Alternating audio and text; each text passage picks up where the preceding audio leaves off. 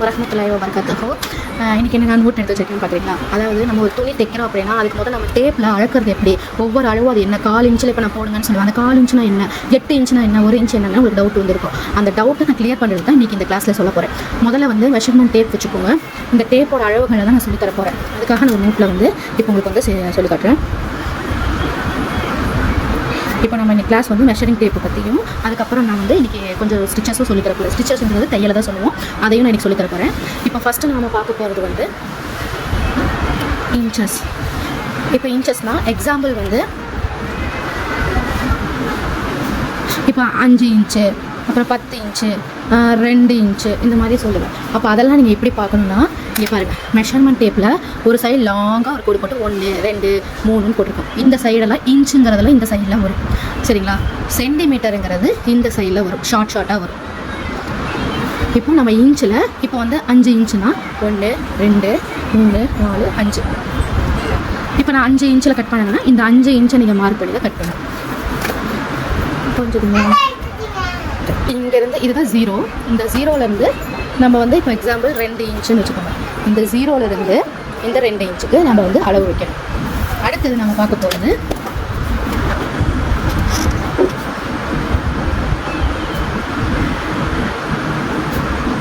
Centimetre shortcut சிஎம்னு சொல்லுவோம், சரிங்களா?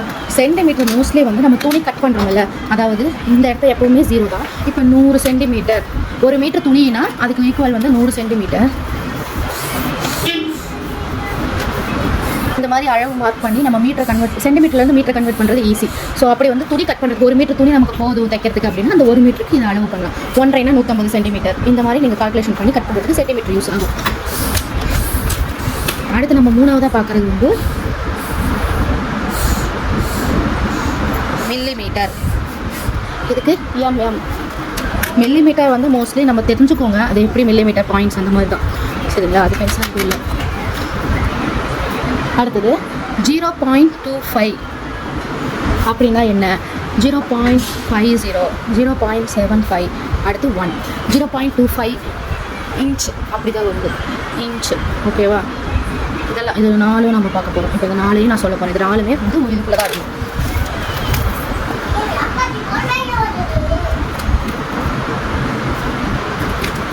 .25ங்கிறது 1/4 இன்ச்சை குறிக்கும். 1/4 இன்ச்சுனா என்னன்னு உங்களுக்கு டவுட் இருக்கும், கண்டிப்பாக இருக்கும். இப்போது எக்ஸாம்பிள் நம்ம இங்கேருந்து இந்த டேப் அளவு வச்சுக்கோங்க. இப்போது இங்கே 1 0, இங்கே அடுத்து short, light along, short, centre, short, short. ஓகேவா? இப்போ இந்த டேப்பில் இருக்கிறத நான் டிட்டோவாக இப்போ உங்களுக்கு வரைஞ்சி காட்டிட்டேன். இங்கே பார்த்தீங்கன்னா உங்களுக்கு தெரியும் டிட்டோவாக இருக்கா அந்த அளவு. ஓகேவா? இப்போது இது வந்து 0ன்னு இது 1ன்னு புரிஞ்சுதா? நாங்கள் வந்து 1 2 கிட்ட 0 1ன்னு 0லேருந்து அளக்கிறப்ப இப்போ இந்த 1/4 இன்ச் அப்படிங்கிறது எங்கே வரும் அப்படின்ட்டு இருக்கும். இங்கே பார்த்தீங்களா இந்த ஷார்ட் கோடு இருக்கா, இதுதான் 1/4, இதுதான் 1/4 இன்ச்சு. அதாவது மெஷர்மெண்ட் டேப்பில் சொல்லணும்னா சின்ன ஒன்றுக்கு அடுத்து சின்ன கோடுக்கு அடுத்து ஒரு லைட்டான ஒரு கோடு இருக்கா, இதுதான் 1/4 இன்ச்.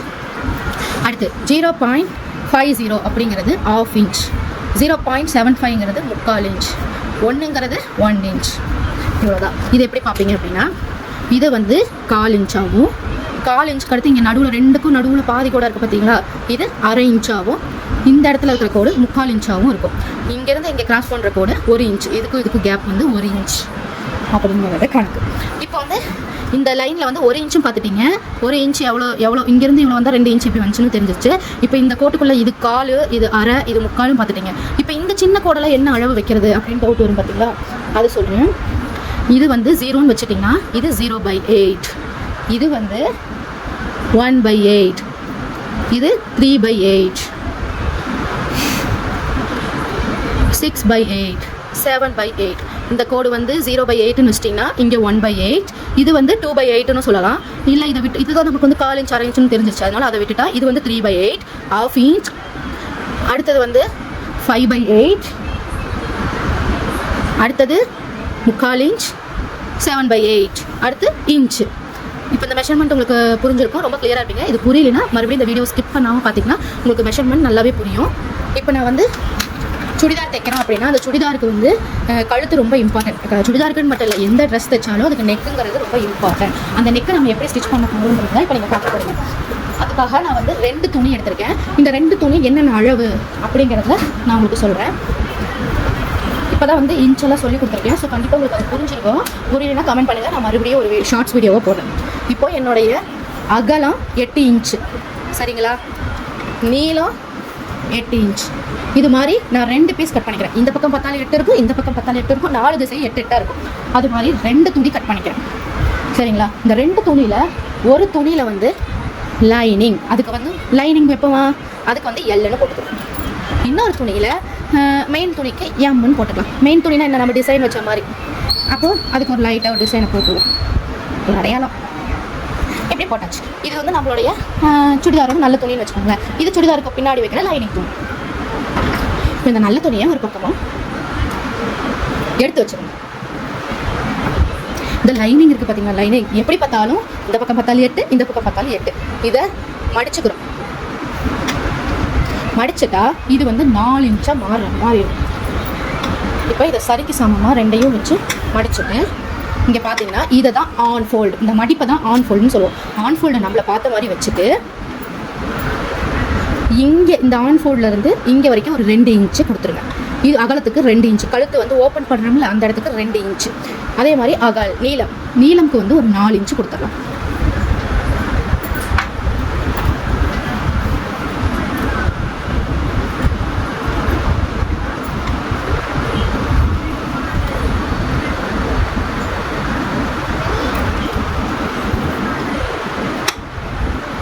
இப்போ இந்த கோட்டையும் ஜாயின் பண்ணுறோம்.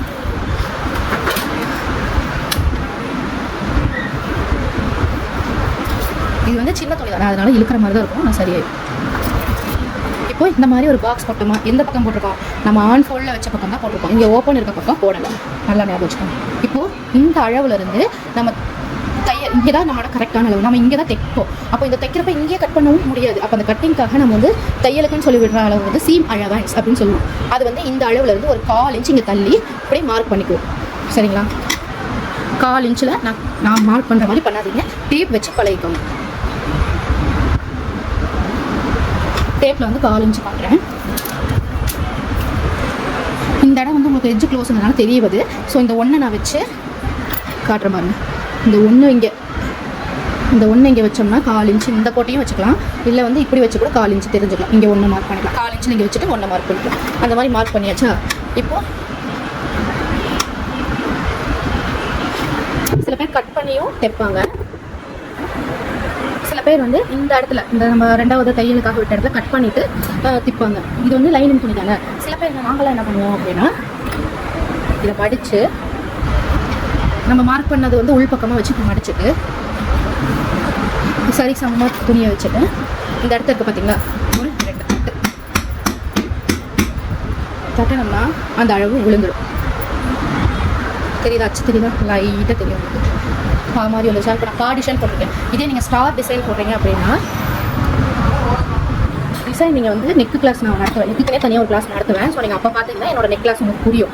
இப்போ வந்து இது யூ ஷேப்னா இதுதான் நம்மளோட அளவுன்னு வச்சுக்கோங்க. இந்த அளவுலேருந்தே யூ ஷேப்பை நீங்கள் இங்கே கொடுக்கணும். இந்த கிளாஸ் நெக்குக்குனே நான் கிளாஸ் கொஞ்சம் நிறைய நடத்துவேன். ஸோ அந்த கிளாஸை நீங்கள் கண்டிப்பாக பாருங்கள். இப்போ இது என்ன மெயின் கிளாத் எடுத்துக்க பார்த்தீங்களா, அந்த பூ டிசைன் மெயின் கிளாத் மேலே நல்ல பக்கத்து மேலே என்னோட லைனிங் துணியை போட்டாடுறேன். வச்சுட்டு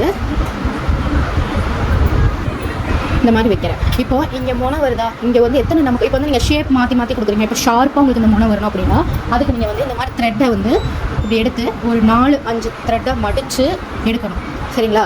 அதை எடுத்து நம்ம இதுக்குள்ளே உள்ளே விட்டு இந்த வழியாக விட்டு நம்ம எடுப்போம். அதை நான் காட்டுறேன். இப்போ இது வந்து நம்ம ஈக்குவலாக வரணும்ல. ஸோ இங்கே ஒரு இந்த மாதிரி நீடில் இருக்கும். இந்த நீடில் வந்து நீங்கள் இங்கே இன்சர்ட் பண்ணிவிட்டு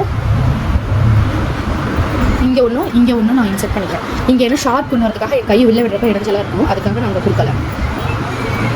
சரிக்கு சமமாக வச்சுக்கோங்க. அதே நீங்கள் எட்ஜெல்லாம் ஷார்ப் பண்ணுறதுனா நிறையா ஷார்ப்ஸ் வச்சுருந்தீங்கன்னா தாராளமாக வந்து அந்த இடத்துல இன்சர்ட் பண்ணிங்கன்னா அந்த ஷேப்ஸ் கரெக்டாக வரும். இப்போது நம்மளுடைய கரெக்டான அளவுங்கிறது இதுதான். இது நம்ம தையலுக்காக விட்டுருக்கிற சீம் அலவன்ஸ். ஸோ நம்மளோட கரெக்டான அளவில் நீங்கள் வந்து ப்ரெஷர் ஃபுட்டு ப்ளேஸ் பண்ணிவிட்டு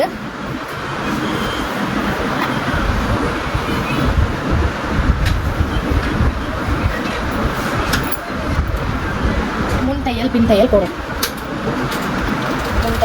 முன் தையல் போட்டு அது ஃப்ரண்ட் டக் பேக் டக் அப்படியே பொறுமையாக வரணும். பெருசாக விட்டுருக்கோம். இந்த எட்ஜு முடிகிற எட்ஜு தெரியுதா? லைட்டோட வெளிச்சத்தை கம்மி பண்ண உங்களுக்கு தெரியும். இந்த எட்ஜுக்கு முன்னாடி ஒரு ஸ்டெப் முன்னாடியும் நிறுத்திடணும். நம்ம நூலில் வந்து ஷார்ப்னஸ் கொண்டு வரேன் அப்படின்னு சொல்லி பார்த்தீங்களா, அதுதான் இப்போ காட்டுறேன் உங்களுக்கு. கொஞ்சம் லாங்காக நூல் எடுத்து ஒரு முன்னா நான் மடிச்சுக்கிறேன். இவ்வளோ லாங்காக எடுத்து முன்னா மடிச்சுட்டு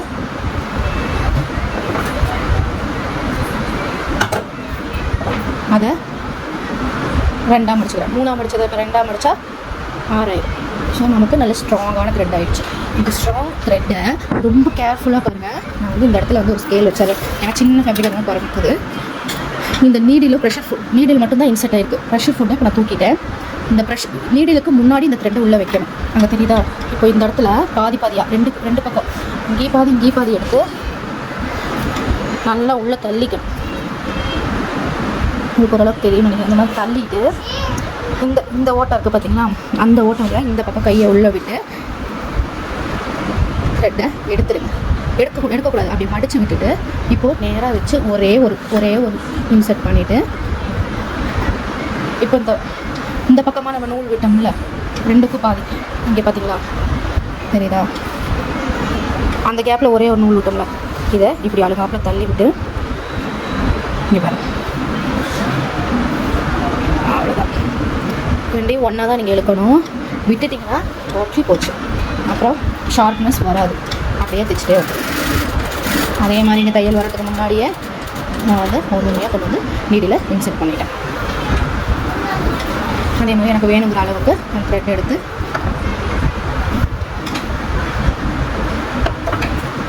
கட் பண்ணிவிட்டு இந்த த்ரெட்டை 3 இருக்கிற த்ரெட்டை 2 முடிச்சா 6 ஆக்கிட்டேன். இப்போது ஒரு த்ரெட்டை ஒரு முனையை நல்லா பிடிச்சிக்கோங்க. இந்த ஒரு முனையை பிடிச்சிட்டு ப்ரெஷர் ஃபுட்டை தூக்கிட்டு இந்த ஒரு துணியை மேலே தூக்கி அந்த நீடில் தெரியுதா, அது வழியாக அந்த ஓட்டை தெரியுதுல்ல, இந்த ஓட்டை தெரியுதா, இது பார்த்தீங்கன்னா தெரியும். அப்படியே உள்ளே விட்டு இந்த ஓட்டை வழியாக நம்ம எடுக்க போகிறோம். காட்ட மாதிரி இங்கே நான் ஊசி குத்திக்கனால இந்த மாதிரி ஊசி குத்திக்கணும். அது அப்படி கொண்டு போகிறேன்.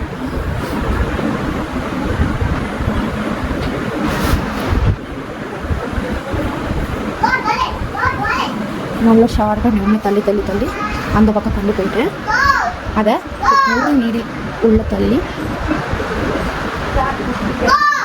இது ஓப்பன் பண்ணுறேன். இங்கே பாரு,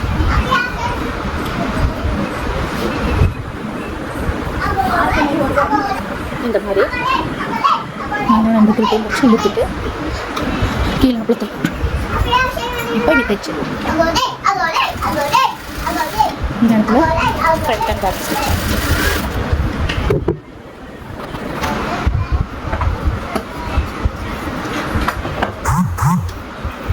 நம்ம நிற்க தைச்சாச்சு.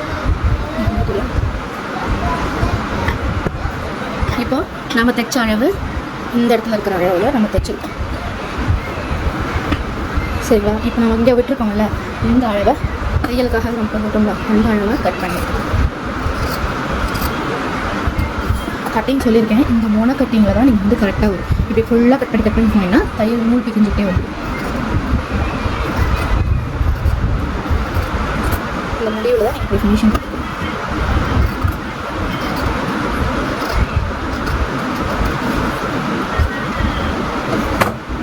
எப்படி பண்ணுறீங்களோ பார்த்தீங்கன்னா இந்த பீஸை எடுத்துருங்க. இதை தூக்கி பண்ணிட்டு அங்கே இன்னொரு ஸ்டிச்சு சொல்லி தரேன், அதுக்கு யூஸ் ஆகும். இப்போது இப்படியே தெரியுதா, கட் பண்ணியாச்சு. இதுதான் நம்ம கழுத்து ஷேப்பில் வந்துருச்சா. இப்போ இது வந்து இப்படியே திருப்பக்கூடாது. இது இப்படி திருப்பக்கூடாது நீங்கள். ஏன்னா இப்படியே திருப்பினீங்கன்னா இந்த இடம் சரியான திருப்பல் வராது. அதுக்காக நம்ம இப்படி சைடாக சிசர் வச்சு சைடு கட்டிங்கில் இந்த முனையில் க்ராஸாக ஒரு தையலுக்கு முன்னாடியே கட்டிங்க நிறுத்திடணும். தையலோடு கட் பண்ணிடாதீங்க, வேஸ்ட்டாக போயிடும். துணி வேஸ்ட்டாக போயிடும். ரொம்ப சேஃபாக தையலுக்கு முன்னாடியே நிறுத்திட்டு இப்போ பார்த்துக்கோங்க. இது என்னுடைய நல்ல சைடு. இப்படி நம்ம நூல் வச்சதெல்லாம் வந்து இருக்குது பார்த்தீங்களா, நல்லா பாருங்கள். இதை அப்படியே மடித்து அப்படியே உள்ள தள்ளுறேன், அப்படியே திருப்பிக்கிறேன்.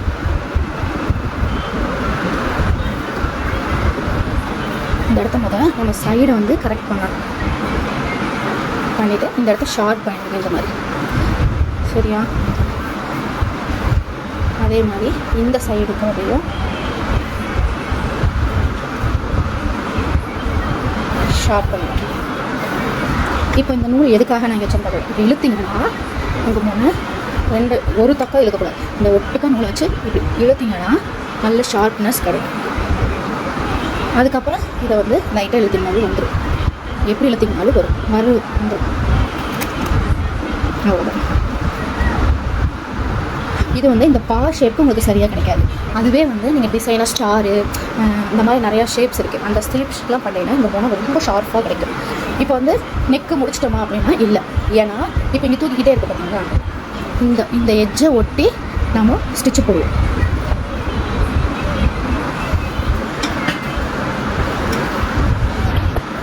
இந்த எட்ஜை ஒட்டியே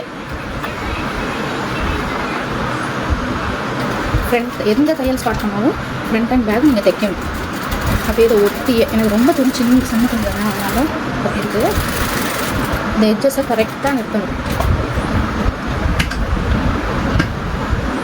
இதெல்லாம் நல்லா உள்ளே தள்ளி விட்டு இந்த மணியை ஷார்ப் பண்ணிவிட்டு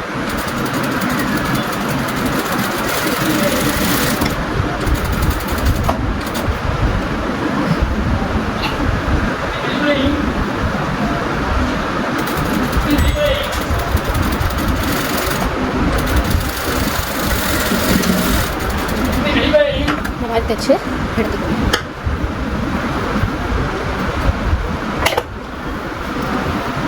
இப்போ இந்த பா டிசைன் உங்களுக்கு தெரியும். இது நல்லா எடுத்து வைக்கணும்னா இங்கே ஒரு 1/4 இன்ச்சு கேப் விட்டு அதை அப்படியே தைச்சிட்டே வந்தோம்னா அது ஒரு ஃபினிஷிங்கில் நீட் ஃபினிஷிங்கில் இருக்கும்.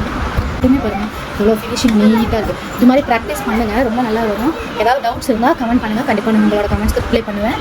நிறையா வீடியோஸ் இது போல் வரும். இன்னும் ஆரி கிளாஸ் இந்த மாதிரி நிறையா கிளாஸ் வரும். ஸோ என்னோட சேனலை ஃபாலோ பண்ணுங்கள். நிறைய பேர் பார்க்குறீங்க, சப்ஸ்கிரைப் பண்ணிவிட்டு பாருங்கள். அப்போ தான் நான் போகிற ஒவ்வொரு வீடியோஸும் உங்களுக்கு வரும். Tata, bye bye.